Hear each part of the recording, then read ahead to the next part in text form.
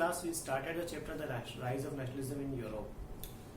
The rise of nationalism in Europe, we saw the introductory part, okay, in which we just saw that what was the painting that made by Frederick Soreille, okay, the day of the dream of democratic and social republic worldwide, okay, it was made in 1848. After that we saw that what is utopian vision, okay, we saw a 3 marks question that, we saw 1 mark question in nationalism. Then we talked about 2 different terminologies, one is plebiscite, another is absolutist or absolutism. Then at last we saw the difference between modern state and the nation state. It is history, my dear.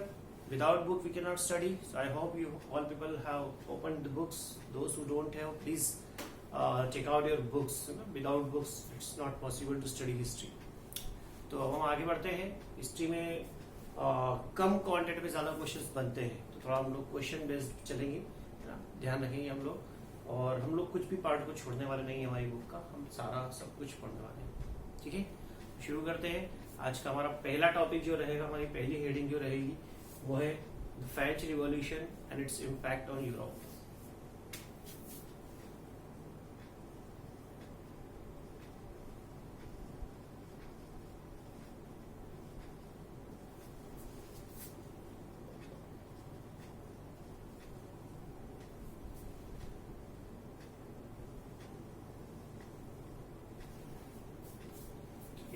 आपकी book में ये first heading जो है आपको दी हुई है, और heading आपको जो बुक में दी है उसका नाम लिखा हुआ है the French revolution and the idea of nation. The French revolution and the idea of nation, nationalism भी बोल सकते हैं.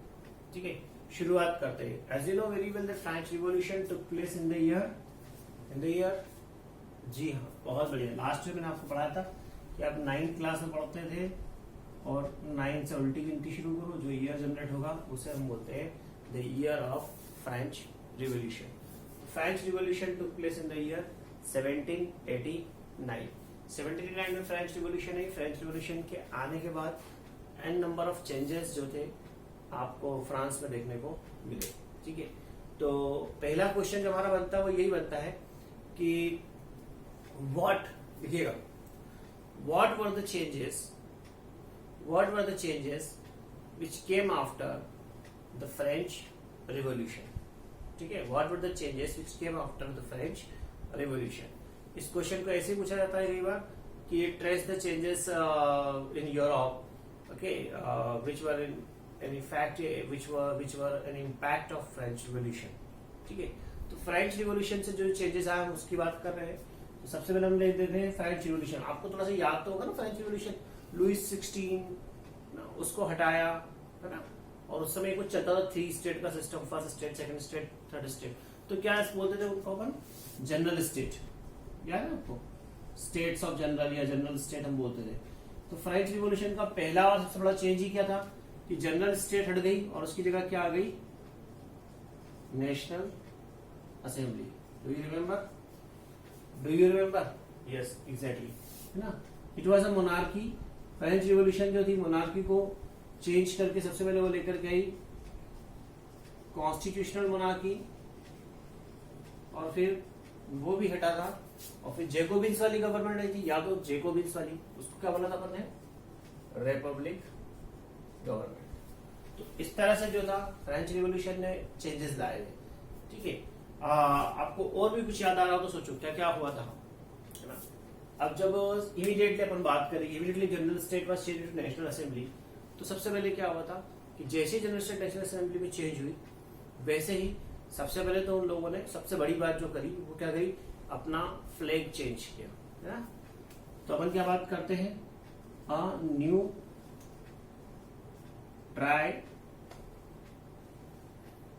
Colour flag was chosen. नया फ्लैग आ गया उनका साथ, जो 3 कलर का था, ट्राई कलर फ्लैग जो माना जाता है फ्रांस के लिए, वो आ गया. समझ में आ रही बात. तो ट्राई कलर फ्लैग लिया उन्होंने. ठीक है, फिर new national anthem was chosen. New national anthem was chosen. क्या मर्सिडीज नाम था शायद उसका, मार्शलिस नाम था, जो भी था, स्पेलिंग और नाम दोनों आप लोग जो है बुक में से 9 क्लास की बुक में से आप रीड कीजिएगा ना। 10th की बुक में उसका नाम शायद से नहीं दिया हुआ है, नहीं दिया हुआ है। तो न्यू नेशनल एंथम उन लोगों ने चूज किया। फिर उसके बाद में वो लोग जो आपके इसमें फ्रेंच रिवॉल्यूशन के दरमियान जिन लोगों की मृत्यु हुई थी, जो लोग शहीद हुए थे, मार्टियर्स, उनको कमेमोरेट किया गया ना, वो उनको बिल्कुल उनके लिए गाने लिखे गए, है ना, हिम्स समझते ना आप लोग, भजन गीत संगीत, तो गाने लिखे गए hymns to commemorate the martyrs. Commemorate मतलब ट्रिब्यूट करना, उनका गुणगान करना, सबसे बढ़िया वर्ड होगा, ठीक है। तो हिम्स मतलब समझते हैं आप लोग देशभक्ति या भगवान के गाने। तो songs were written, songs were sung actually to appreciate the martyrs, है ना, to remember the contribution of the martyrs. Martyrs मतलब शहीद, है ना। वो मार्टियर्स कौन से? फ्रेंच रिवॉल्यूशन के मार्टियर्स। कौन से मार्टियर्स? फ्रेंच रिवॉल्यूशन के मार्टियर्स, है ना। तो ये सारी बातें तो आपको बता रहा हूं मैं, आपको याद होगी पहले से, ये सब चीजें लास्ट ईयर हम पढ़ चुके हैं। ये सारे चेंजेस हुए थे, ये जनरल चेंजेस हमको देखने को मिल रहे हैं। इसके अलावा एक बड़ा चेंज जो ये भी था, क्या था कि एक सिस्टम चल रहा, ला पार्ट्री सिस्टम चालू हुआ था। ला पार्ट्री समझते हैं आप लोग, मतलब फादरलैंड, है ना। और सिटीजन्स को याद हो आप तो सिटोयन मतलब सिटीजन, कि सारे जितने भी लोग देश में रहते हैं वो सारे सिटीजन्स है ना, सब लोग सिटीजन्स हैं, and they are the children of the country. And country जो है आपकी, वो सब हम लोग ला पार्ट्री या फादरलैंड के नाम से जानते हैं। आधी बात समझ में कि नहीं आ रही? अगला बड़ा चेंज था फ्रेंच लैंग्वेज। कहाँ बोली जाती थी ये? सिर्फ पेरिस में। तो पेरिस की ये लैंग्वेज पूरे फ्रांस ने एक्सेप्ट की। तो French language which was only spoken in Paris was accepted by the entire France and it became the official language of France. समझ में आ रही बात की नहीं? तो ये आप देखें कुछ हमको जो चेंजेस दिख रहे हैं, है ना, खत्म नहीं हुए, अभी और है। So first of all, 1789 French Revolution took place, and after that many changes took place in France.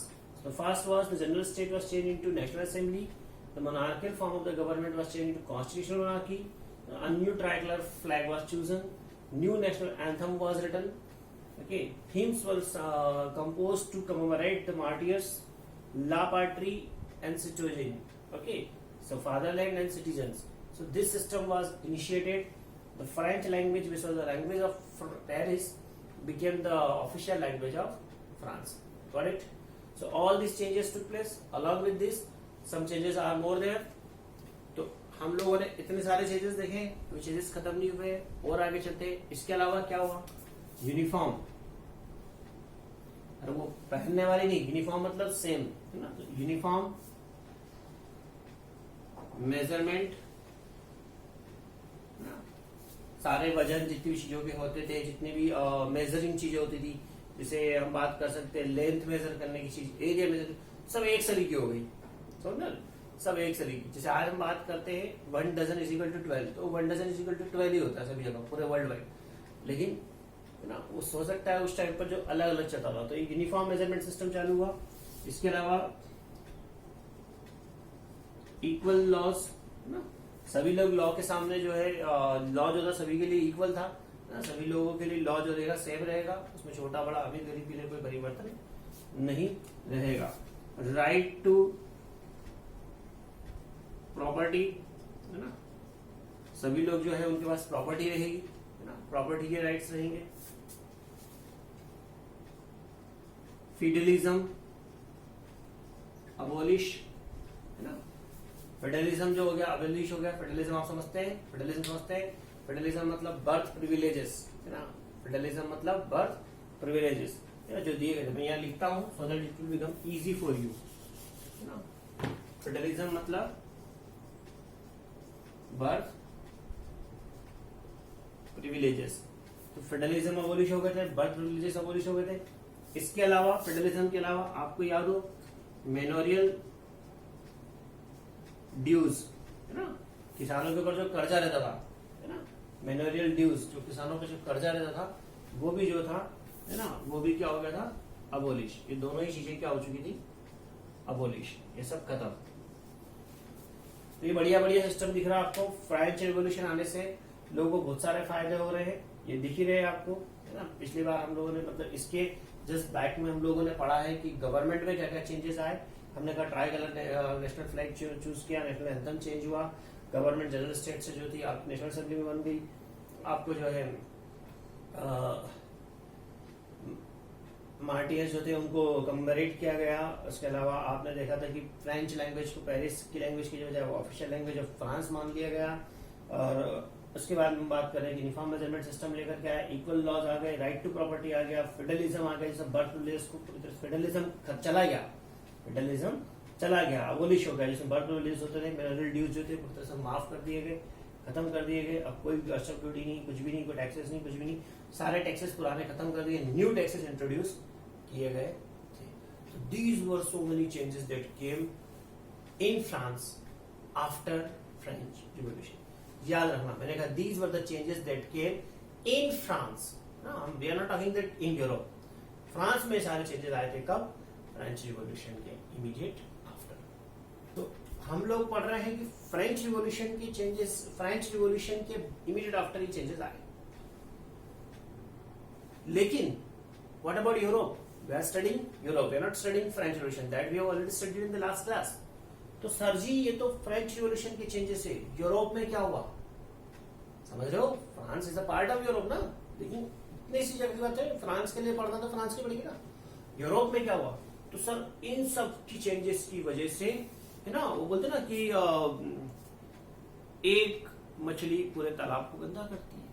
तो एक सिटी में, एक शहर में अगर कुछ चेंजेस हुए हैं तो उसका इफेक्ट जो होता है स्टेट में हो सकता है ना। अभी कोरोना देख ही रहे हो आप, मोहल्ले में एक को होता है तो पूरे मोहल्ले को कंटेमिनेट कर देते हैं। तो वही वाली बात है कि जब फ्रेंच रिवॉल्यूशन आया फ्रांस में, तो उसका असर धीरे धीरे धीरे धीरे धीरे जो है पूरे यूरोप में दिखने लगा। क्या होने लगा साहब? यूरोप के जो लोग थे पूरे यूरोप में जैसे फ्रांस में हुआ वैसी वैसी घटनाएं, वैसे वैसे इंसिडेंट्स होने लगे, जैसे कि जेकोबिन्स क्लब, रिमेम्बर? तो यूरोप, फ्रांस को देख करके यूरोप में भी अलग अलग जगहों पर जेकोबिन्स क्लब फॉर्म होने लगे। क्या फॉर्म होने लगे? जेकोबिन्स क्लब फॉर्म होने लगे यूरोप में। और यूरोप में ये सारी चीजें धीरे धीरे इन सब चीजों की डिमांड होने लगी, है ना। People started to demand the national government, the people started to demand nationalism. The people started कि भैया अब जो है हम एब्सोल्यूटिज्म के साथ नहीं रह सकते, we want nationalism, we want nationalist government। ऐसे करके चेंजेस की डिमांड उठने लगी। अब फ्रांस ने भी इस चीज को एक तरह मौका देखा। French rulers what they did, they started sending their troops, their armies to the other parts of Europe, है ना। और ऐसे करके देखा जाए तो फ्रांस का एक तरह से टेरिटोरियल और पावर का एक्सपांशन होने लगा ना। France took it as a responsibility to provide to bring nationalism in other parts of the Europe, है ना। बहुत सारी जगह पर फ्रांस ने अटैक किए, जैसे कि आप बात करते हैं हॉलैंड, स्विट्जरलैंड और अदर बेल्जियम वगैरह पे, इन पे, और यहाँ ले जा करके वो लोग जो है अपने यहाँ के नॉर्म्स जो थे वहां पर वो लोग ब्रिंग करने लगे। वहां की स्टेट को वो लोग डिमोलिश करके, हटा करके, वहां की जो गवर्नमेंट थी उसको खत्म करके अपने नॉर्म्स, अपने रूल्स, अपने सिस्टम पर अप्लाई कराने लगे। और एक तरह से देखा जाए तो फ्रांस का भी एक्सपांशन और बढ़ने लगा। और या यूं कहे कि जो छोटी छोटी स्टेट जो बेल्जियम वगैरह जो थी, जो कभी बहुत छोटे गांव या शहर हुआ करते होंगे, वहां पर ये लोग अपना सिस्टम जब लेके गए तो रैपिडली वो भी ग्रो करने लगे। आई बात समझ में कि नहीं? पहला पॉइंट तो ये होता है अपना पहला क्वेश्चन हमारा क्या होता है, what were the changes that brought that were brought by the French Revolution? तो French Revolution brought these 4 and the previous one changes. Okay, तो वो सारे चेंजेस जो थे फ्रेंच रिवॉल्यूशन लेकर के आई, और इस फ्रेंच रिवॉल्यूशन के चेंजेस आने से यूरोप पे क्या इम्पैक्ट हुआ, तो यूरोप में भी जो थे लोग जो डिमांड करने लगे इस तरह के चेंजेस के, तो European people started demanding the changes which were brought in France.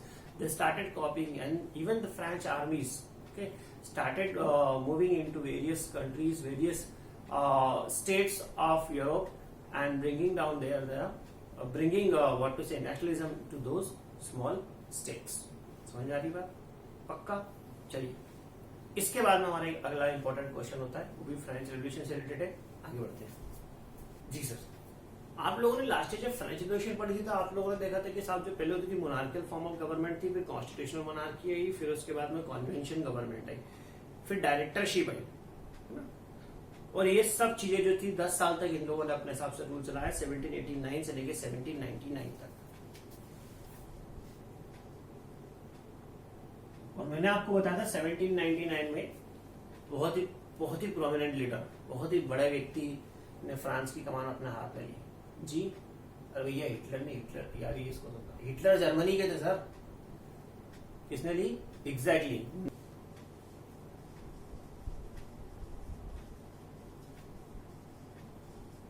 Napoleon Bonaparte. तो नेपोलियन बोनापार्ट साहब जो थे, इन्होंने पूरे फ्रांस की कमान अपने हाथ में संभाल ली, मतलब he became the dictator of France. अब जब ये डिक्टेटर ऑफ फ्रांस हो गए तो सबसे पहले आपको याद होने लास्ट ईयर बताया था आपको, ही ब्रिंग आउट वन एक्ट जिसको हम बोलते हैं सिविल कोड, है ना. इसको नेपोलियनिक कोड के नाम से भी जाना जाता है, नेपोलियनिक कोड. तो we call it civil code या नेपोलियनिक कोड ऑफ 1804. प्रश्न आता है 3 नंबर का.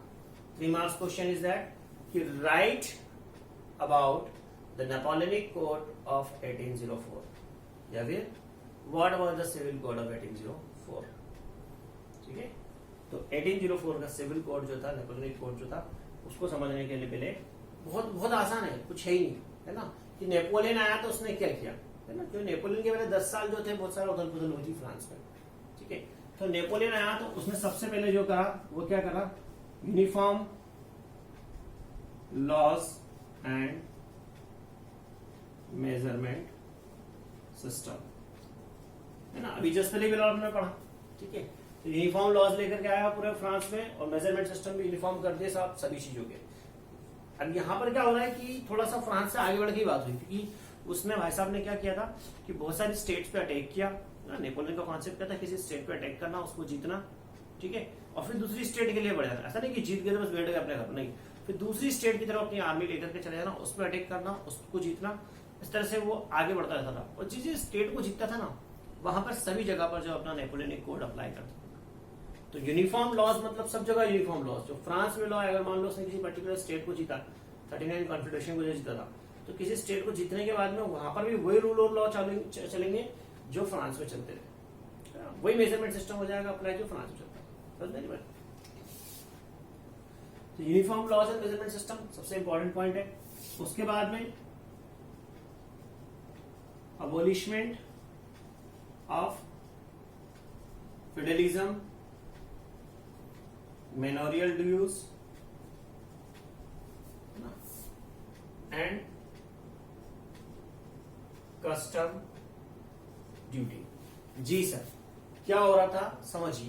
जब बहुत सारी स्टेट्स थी तो हर जगह पे कस्टम लगता था, और जब स्टेट से वो जीतता जा रहा था तो कस्टम का कॉन्सेप्ट ही खत्म होता जा रहा था, है ना. तो इस तरह से abolishment of all this thing, mineral dues जो किसानों के ऊपर जो कर्जे चलते थे उनकी बात कर रहे हैं हम लोग. फेडरलिज्म जो है आप लोग समझते हैं, बर्थ प्रिविलेजेस. तो ये सभी चीजों में अबोलिशमेंट कौन लेकर के आता था आपका, नेपोलियन. हालांकि पहले आ चुके थे 1789 में फ्रांस में, है ना, लेकिन बाद में फिर जो नेक्स्ट गवर्नमेंट है इसने वापस एप्लीकेबल कर दी. तो ऐसे करके वहां चेंजेस चलते रहे. तो मेन जो हम बात करते हैं, जो स्ट्रेट या बोल सकते हैं स्टेबल चेंजेस जो आए थे फ्रांस में, which were brought by Napoleon Bonaparte. 1804 में साहब जो है सारे काम हुए थे. सिविल कोड है 1804 का, है ना. इसके बाद हम बात करते हैं राइट टू प्रॉपर्टी, है ना. राइट टू प्रॉपर्टी भी जो अपने नेपोलियन साहब लेकर के आए कि यू हैव द प्रॉपर्टी तो you can protect your property, you can on it. अब गिल्ड्स गिल्ड्स होते हैं, मैं आपको समझाता हूँ थोड़ा से शॉर्ट में। गिल्ड्स या ट्रेड गिल्ड्स बोलते हैं, GUILDS, गिल्ड्स। ये एसोसिएशंस होती है मेरे बच्चों, ये वो एसोसिएशंस होती है जो कि किसी पर्टिकुलर फील्ड में मोनोपोली करती है।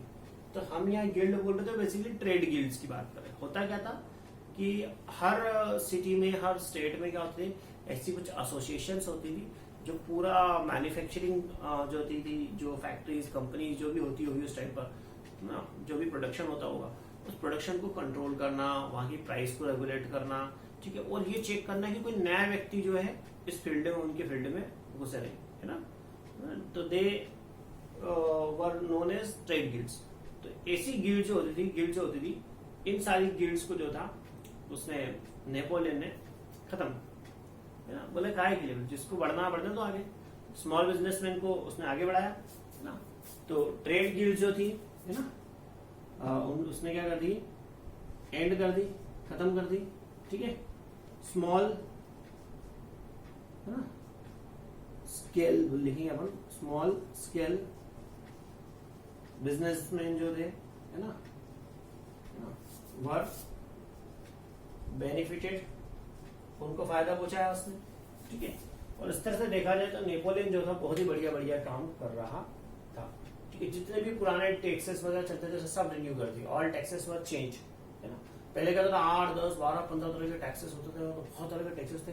तो he just abolish all the taxes, मतलब 2-3 प्रकार के टैक्स है ना, दिमाग लगाने की जरूरत नहीं है। So all these changes were brought by Napoleon in the year 1804, and we call it Civil Code of 1804, a Napoleonic Code of 1804. What was the question? The question was, what do you mean by write down about the Civil Code of Napoleon, Civil Code of 1804? हम ऐसे लिखेंगे, the Civil Code of 1804 was brought by Napoleon Bonaparte. We can also call it Napoleonic Code. इसमें हम देखेंगे साहब कि uniform laws and measurement system was adopted in all the states which were won by Napoleon. Okay, Napoleon abolished the feudalism, mineral dues, and custom duties. He brought right to protect the property, right to own and protect the property. He finished the trade guilds and encouraged the small businessmen. समझ नहीं, इतनी बात है इसमें भी। तो ये सब कौन लेकर क्या है, नेपोलियन बोनापार्ट। अब इसकी वजह से, है ना, इन सब काम की वजह से आप सोचो, अगर नेपोलियन किसी स्टेट पे अटैक कर रहा है, मान लो आपके गांव पे नेपोलियन आने वाला है ना, और आप ये सब चीजें नहीं है आपके यहाँ पर, आप परेशान हो, आपके यहाँ पर लैंडलॉर्ड्स परेशान कर रहे हैं, आपको जमाने भर का टैक्सेस भरना पड़ रहा है, आपको मिनरल ड्यूज चले आ रहे हैं, पूर्वजों के टाइम से कर्जे चले आ रहे हैं, आपको कस्टम भरना पड़ती है, आपकी कॉलोनी से पड़ोसी कॉलोनी में ले जाने के लिए कस्टम देना पड़ रहा है आपको, फेडरलिज्म में बर्थ प्रिविलेज चला रहा है, आपकी कॉलोनी के ठाकुर साहब जो है वो शुरू से राज कर रहे हैं, और आप लोगों के पास कितनी भी जमीन हो, सब जमीन है जो आप किराएदारी हो, उसकी प्रॉपर्टी भी नहीं है, है ना, और उनके खिलाफ कोई केस होता है तो खत्म हो जाता है क्योंकि यूनिफॉर्म लॉज नहीं है।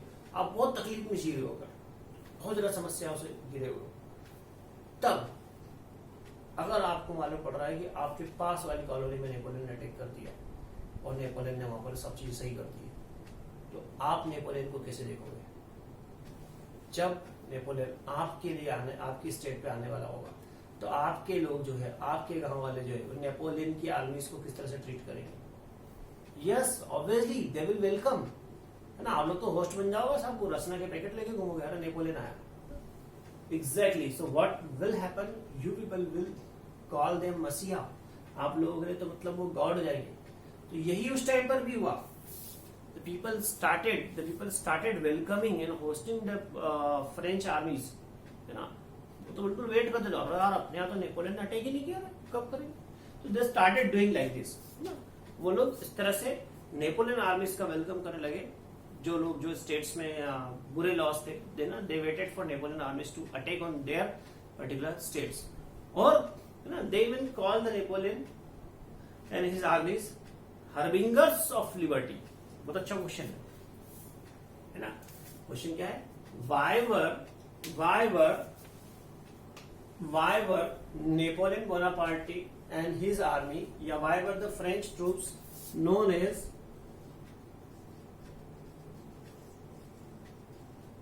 harbingers of liberty? ध्यान देना, लिबर्टी मतलब अरे शूज नहीं भैया, लिबर्टी मतलब फ्रीडम, तो लिबर्टी मीन्स फ्रीडम। तो क्या बोल रहे हैं हम लोग कि why French armies were known as harbingers of liberty. French armies को हर्बिंगर ऑफ लिबर्टीज मतलब आजादी को लाने वाले, आजादी के फरिश्ते क्यों कहा गया, समझ? तो क्यों कहा गया? Because of all this. Question change हुआ है but answer is still same. क्या आंसर लिखेंगे कि नेपोलियन आर्मी या French armies were known as the harbingers of liberty because of changes brought by Napoleon Bonaparte with his civil code. What were the changes? The uniform laws and measurement system was brought in. The abolishment of feudalism and mineral dues and custom duty, and even the right to property was given to all the people. The guilds and the small business people, guilds were ended, and the small scale business people were benefited. So this is how the people waited for the French armies to attack or to subjugate their states, okay, and they call them harbingers of liberty. समझ में बात? एक line add करेंगे इस answer में, but it was only for the time being, because once the French armies came in, the French laws were imposed on the people. They saw the taxes were too high. पहले अगर 6 प्रकार के taxes भर रहे थे ना साहब, तो उसका जो एक्स अमाउंट हो रहा था, नए टैक्स जो थे इसके वाई अमाउंट से कम था। तो टैक्स कम जरूर हुए हैं, 6 की जगह 2 भरना है, लेकिन ये 2 जो है ये they are higher than those the previous 6 months. समझ में आएगा? ये जो था नेपोलियन था, और ये हम लोगों ने देखा कि फ्रेंच आर्मी का इम्पैक्ट जो था वो यूरोप पर कैसे हुआ। समझ में आ गई बात? पक्का? चलिए आगे बढ़ते हैं।